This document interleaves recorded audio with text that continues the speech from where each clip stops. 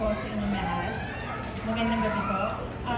Mr. Richard Nola, congratulations for such a fantastic event. And maraming salamat po sa pagbibigay ng parangal po para sa akin. Alam niyo po, sa bawat parangal na nakukuha ko, mapa-showbiz man o mapa-public service, I make sure na I excel. Kasi po may tiwala at suporta na binibigay po ang tao sa akin. Kaya nung pinasok ko po ang mundo ng public service, sinabi ko sa aking sarili na magtatrabaho ako at magsiservisyo ng tapat para sa Distrito 5 ng Quezon City. Kaya itong parangal na ito ay hindi ako titigil dito dahil para itong gasolina sa akin. Gasolina na araw-araw kong tatanan para magpursige pa na makapagservisyo ng tapat. And hihiling ko itong pagkakataon nito upang i-share itong parangal nito sa aking mayor, ang #1 city mayor in the Philippines, Mayor Joy Belmonte. Dahil po siya po ay napaka-hardworking mayor po namin. Kung hindi po ganun kagaling ang aming mayor, hindi rin naman kami magiging inspirado po magtrabaho. Nakaka-pressure po to be under her leadership na napakasipag po magtrabaho. Kaya lahat po kami mga konsyal ng Quezon City ay talagang obligadong magtrabaho po.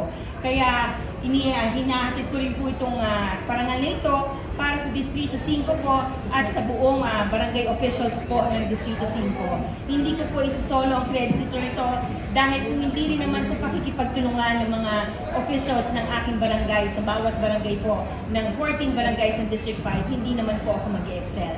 So hindi ko naman pakakabaan sa lahat po ng nanalo ngayong gabi, congratulations, at sa lahat ng mga magwawagi pa, congratulations, at lagi natin ugaliin maging mabuti. Iba po ang pagiging mabait sa mabuti. Ugaliin natin maging mabuting tao sa kapwa natin, kahit may posisyon man o walang posisyon. Magandang gabi po sa inyong lahat.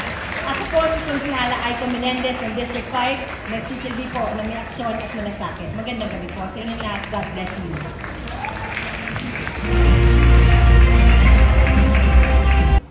For 2025, to be awarded, of course, by Mr. Richard Hinola himself. Palakpakan po natin, ladies and gentlemen.